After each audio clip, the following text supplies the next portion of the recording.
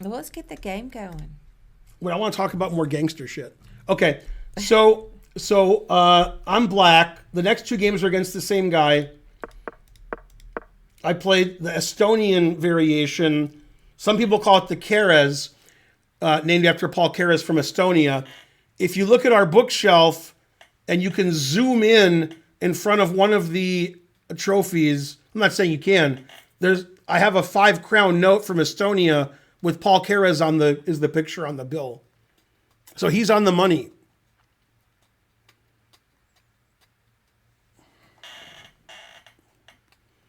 Yeah, backgammon is super complicated. It's easy to play legally for most people.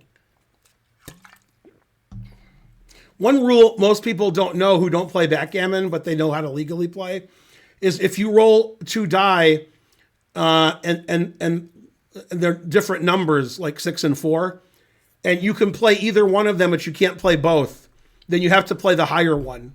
Most people don't know that rule. But okay. I have a lot of backgammon stories too, but they're too boring.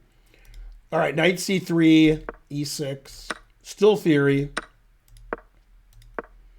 Wait a minute. You don't play both die? Sometimes you legally can't. Like you have a 6 and you can't play the 6. You have no 6. And sometimes you can play one of the die, or you can play the other die, but you can't play both legally. Right. In that instance, you have to play the higher one. Oh. You have to. Nobody knows that. That's. And then if that's not legal, then you just don't get to play? No. If you can legally play both, you play the higher one. If you can legally play the 4 instead of the 6, you play the 4. Yeah. Oh, okay. Yeah. It's very rare that you can play one or the other, and then that's a very rare instance, but it could happen. In the World Championship, not in the World Championship, but maybe it was, there was a big backgammon tournament with a lot of prize money, and it was the final match. And the guy who was bearing off, taking his guys off, he put them on the bar instead of like putting them off the board. And his opponent claimed those are on the bar because you put them there. So now you have to go back around, even though they took them off. And the arbiter ruled in the favor of you have to put them on they're on the bar. Wow. Okay. And then like, we were all just talking about how much we would have beaten the other guy up. Like the guy who said they're on the bar, he should be taken out back and never play backgammon again. And he won the match. He won because of that. That's over 20 years ago, but you don't forget shit like that. Yeah, anybody who does that just gets beat up. That has to be what the answer is. Okay, so sort of a boring position. Then I play queen b6, making it exciting. Queen b3. Yeah, he traded queens, which isn't good. I'm already better here. Got the nice open file. I got b5, b4, etc. Knight e5 is a mistake. He should play knight h4 and try to get rid of my bishop.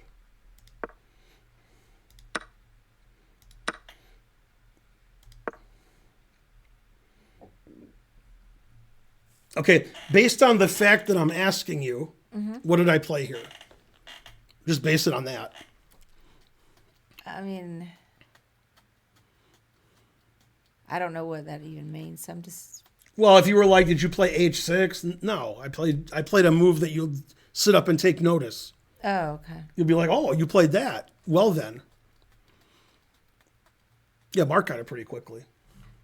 I just didn't know what you were inferring. You're saying it's not a boring It is move. it is the best move. All right. Let's see. / psychic, your answer is psychic or psychotic.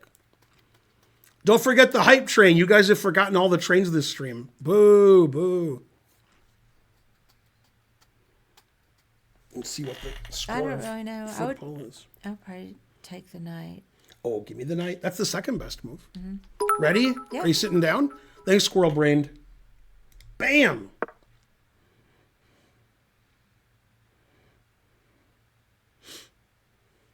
Wait, no, what? Oh, because then you can fork and take the knight. I see. I just want to see the score of the game, and then I get all this crap. Yeah, that is a good move. 13-7. That's a lot of scoring in the first quarter. Better than my idea. Go Joe Flacco. Okay, So now, are you sitting down? Okay, what move did he play? This is even crazier than my rook a3. You'd be like, whoa, you won't even believe he played this move. That should help you figure it out. The engine says it's the best move. It's the best move for white.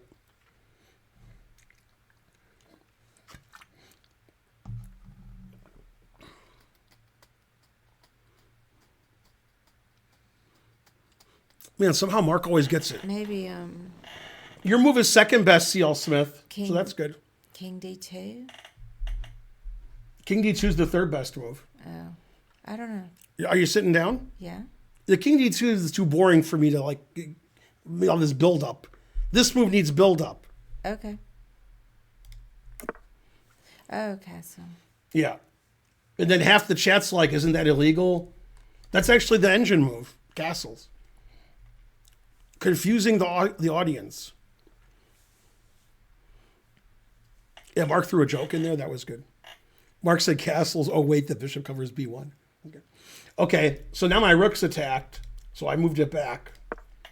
Now I'm threatening to take the knight and then take the a pawn.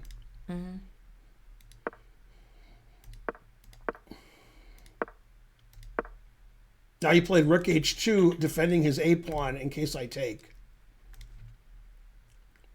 See if I take and he takes with the b pawn, then his rook's defending his a pawn. So I doubled it up on the bubble up. Played rook d2. And now what did I always do?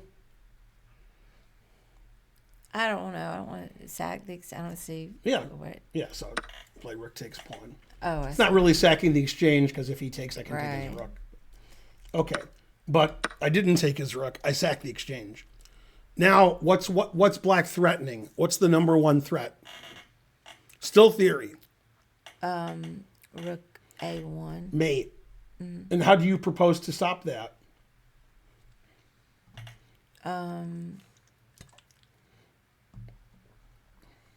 King D1. King D1's the second best move. He played bishop D3. That's the best move. Okay. Then I take, check, take. Now I'm a pawn up. And I attack his pawn. See how he can't take my rook because it's pinned? That's funny. Is rook F1 the best move? Rook F1 is the best move. Man, I used to be good.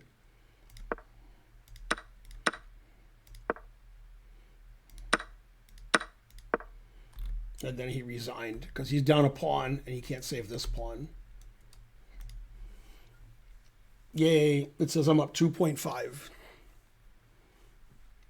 That's a nice game. I remember playing that game. I like that game. Yeah. I had a lesson today and I showed a game I played 19 years ago. I don't remember any of it. Like it didn't happen.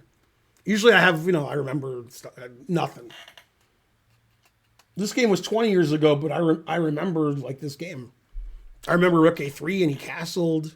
The crowd was confused. The arbiter said, isn't that illegal?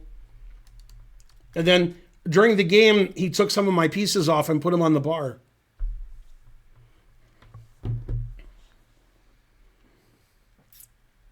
And they're pretty quiet in the chat. Pretty quiet. All right, next game. Yours. So next. Same guy. Dmitriy Obukhov again. And then he played the, oh no, I'm black. I was like, what? I played it again? Okay, I'm black. Sorry about that. Okay, same, another Chigorin. Just like with the guy like 3 games ago. He played knight f3. The other guy played knight c3, Steve Spiziak. I guess that was the first game that I showed. Yeah, now he's just worse. He has an isolated pawn for nothing. And g3's terrible, frankly. Queen e7 check. Now if he plays bishop e2, knight e2, or queen e2, my arrows weren't very good. Then I can take this pawn because his knight, his bishop, and queen are pinned to his king. Right. Yeah. So he always played king f2. d5's a blunder. What's the only move black can play that gives black the advantage?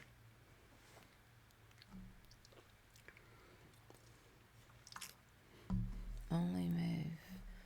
Oh no, I mean I was looking at Queen C5, but After queen c5, he plays bishop Oh, yeah, e3. And then I bishop. got some issues. yeah, I'm not sure. C.L. Smith got it. Are you feeling okay? See if the knight takes. Let me see. Knight take. Okay, do.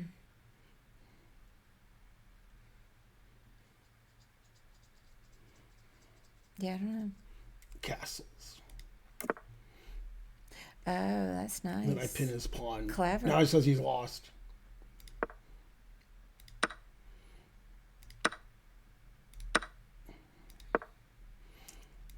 Yeah, if he plays queen takes a7, which looks good, then queen c5 check and I'm winning the endgame. And if he plays bishop e3, then I play rook check. He has to go here. And then I play bishop c4, just because it confuses the audience. And this says I'm +5. Okay, so he didn't take on a7. Play bishop e3. Now I'm threatening this. So took queen a3, stopping queen a8. He has to trade queens. Now he's just down a pawn with no compensation. Then this is a mistake, rook b3. How did I punish that?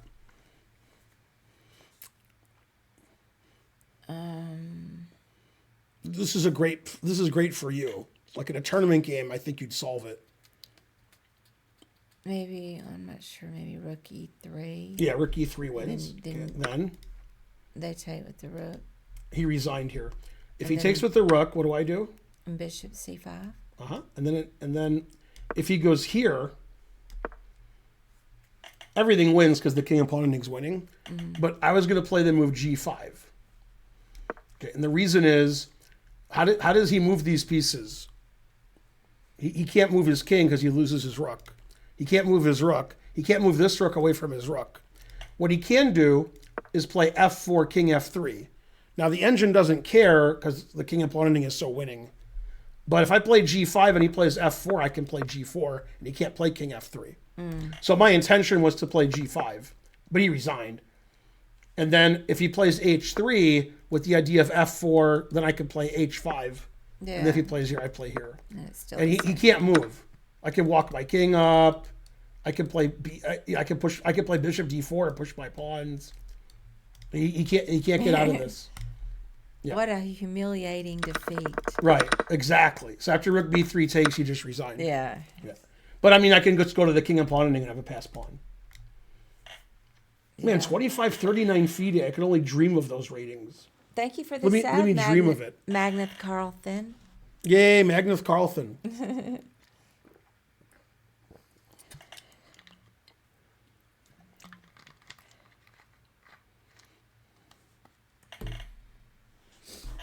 I think what they should do is have a tournament. St. Louis could do this, where they have like the 5 best players in the world who are 12 and under, and the 5 best players in the world who are 65 and older, and see who wins. I would bet on the under 12-year-olds, but maybe I'm wrong. The world over 65 champion, or 65 and over, is John Nunn. But Karpov's over 65, although I think Kasparov is... He's only 60. And Sarawan's only like 63, 64. So he can't play yet. He's too young.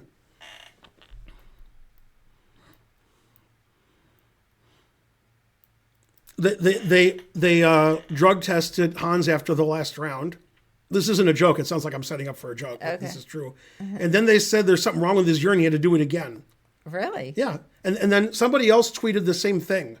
Like some other Indian grandmaster said the same thing happened to him. Oh, They said, no, urine's no good. What do they test for? I don't know.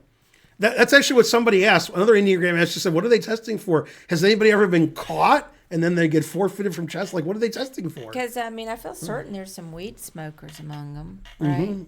And it's not even illegal to smoke weed in some places. So I don't know what all they test for. Test for stockfish in urine. Hey, somebody tell me the score of the Pistons game while I look at the score of the football game. Yeah, I don't know what UV tested for because I don't know of anything. 20-7 Browns. Brain enhancement. Is Flacco the quarterback and he's killing it? 6 for 10, 128 yards. Wow, one receiver has 113 yards Test and 4 for catches. fish oil.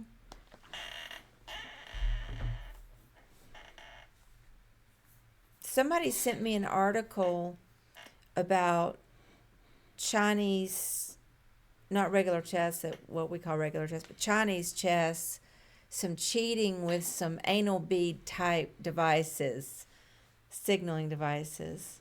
Hey, Charlotte Chess Center piped in. Oh, they are. Hey, Charlotte Test Center. They are testing for meldonium and other brain stimulator drugs that are used in other sports. Yeah, I didn't even know that there were such drugs. Man, Charlotte Chess Center is up on the. He knows what's going on. Interesting. I'm gonna Google that later. That's interesting. I got paired with Charlotte Chess Center once. I never told him this. We were eating beforehand, and I put something in his food, and I didn't tell him. Then he felt terrible the whole game, and he lost. You know what I put in his food? No. Cilantro. Oh. And he was like, no, he's foaming at the mouth. It was terrible. I forgot about that. Yeah, I mean, I agree, Fraud, with if you win on weed, you should get some kind of bonus. But I mean, I know that you shouldn't get in trouble for that. That doesn't help you play chess better. A bonus like weed. Give you more weed because you won. Right.